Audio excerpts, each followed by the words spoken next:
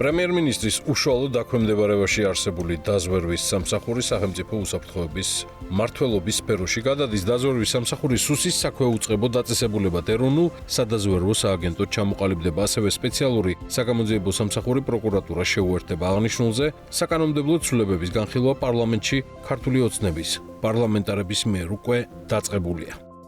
ქართული ოცნება აგრძელებს ცვლილებებს თავის რიგებში. თბილისის ვიცემერი გიორგი ტყემალაძე გახდა, მისი ადგილი ანუ თბილისის საკრებულოს თავმჯდომარე გახდა ზურაბ აბაშიძე, გურიის მხარეში სახელმწიფო რწმუნებულის მოადგილედ ლაშა წელიძე დაინიშნა, ხოლო იმერეთში რწმუნებულის პირველ მოადგილედ მამუკა ხიმშიაშვილი დაინიშნა.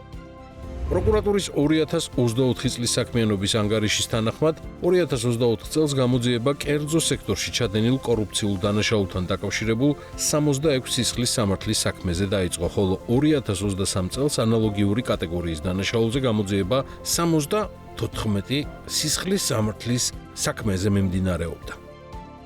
2025 წლის პირველ კვარტალში ქართული ბიზნესები ბიზნეს კლიმატს 2024 წლის პირველ კვარტალთან შედარებით გაცილებით ნაკლებ ხელშეყრელად აფასებენ. ამის შესახებ PMCG-ს მაისის მაკრო მიმოხილვაში წერია.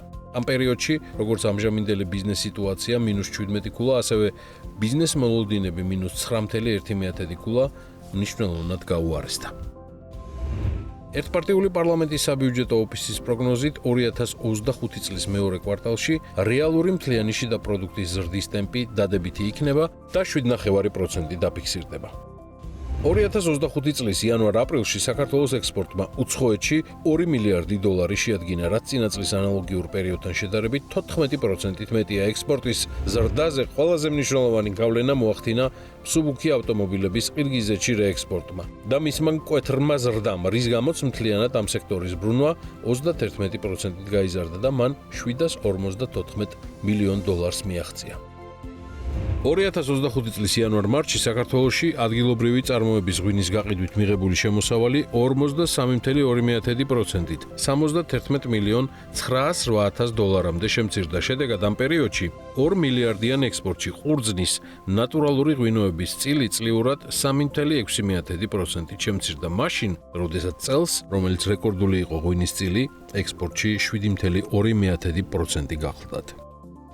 2025 წლის 4 თვეში სახელმწიფო ბიუჯეტში სულ 7 მილიარდი ლარის გადასახადები შევიდა. შედარებისთვის ეს მოცულობა წინა წლის ანალოგიურ პერიოდთან მიმართებით 217 მილიონი ლარით, ანუ 3%-ით მეტია. კონკრეტული გადასახადების მიხედვით ბიუჯეტში თითქმის თანაბარი 2.5 მილიარდი ლარი შევიდა, როგორც აშემოსავლო გადასახადისგან, ასევე დამატებული ღირებულების გადასახადისგან. 2025 წლის ბიუჯეტის იანვარ-აპრილის შესრულების ანგარიშის თანახმად სახელმწიფო ქონების ეროვნულმა სააგენტომ პრივატიზაციიდან 117 მილიონი ლარის შემოსავალი მიიღო. მნიშვნელოვანი გარემოებაა, რომ სააგენტომ ამ პერიოდში თბილისში ჭავჭავაძის გამზირზე მდებარე საკუთარი ოფისიც გაყიდა. ნასყიდობის ღირებულება კი 36 მილიონ ლარს შეადგენდა.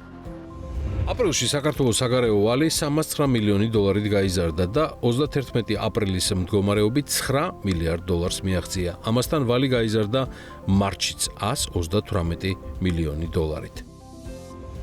ფისკალური რისკების მნიშვნელოვანი წყაროა საერთაშორისო საარბიტრაჟო სასამართლოში მიმდინარე დავები. აუდიტის სამსახურის თანახმად 2024 წლის ბოლოს არსებული მდგომარეობით საარბიტრაჟო დავების ფარგლებში სადავო თანხის პოტენციურად მაქსიმალურ რაოდენობამ 3 მილიარდ 300 მილიონი დოლარი შეადგინა. საქართველოში 2025 წლის პირველ კვარტალში უმუშევრობის დონემ წინა წლის შესაბამის პერიოდთან შედარებით 7.1%-ული პუნქტით მოიმატა და 14.7% შეადგინა. 2025 წლის პირველ კვარტალში საქართველოს რკინიგზის მიერ გადაზიდული ტვირთების მოცულობა 7%-ით შემცირდა და მან 3 მილიონი ტონა შეადგინა. კლება განპირობებულია სატრანზიტო გადაზიდვების მოცულობის 8.5%-იანი შემცირებით, ასევე ქვეყნის შიდა გადაზიდვების 35%-იანი კლებით. სანაცვლოდ კი საქართველოდან უცხოეთში გადაზიდვები გაზრდილია. ამასთან 2025 წლის პირველ კვარტალში უცხოეთიდან საქართველოში შემოსული არატრანზიტული ტვირთების მოცულობა 751,000 ტონა შეადგინა. ამ ტვირთების 51% საქართველოში რუსეთის ფედერაციიდან შემოვიდა. მეორე ადგილს აზერბაიჯანი იკავებს 22%-ით. რაც შეეხება ტრაილერების მიმოსვლას და ტრანზიტს 2025 წლის იანვარ-აპრილში საქართველოს სულ 152,500 საერთაშორისო სატრანზიტო ტრაილერმა გადაკვეთა. ამრიგად საქართველოს სატრანზიტო მომსახურებიდან 53,400,000 ლარის შემოსავალი მიიღო. 2024 წლის ანალოგიურ პერიოდთან შედარებით სატრანზიტო ტრაილერების რაოდენობა ისევე როგორც სატრანზიტო მომსახურებიდან მიღებული შემოსავალი 6%-ით არის შემცირებული.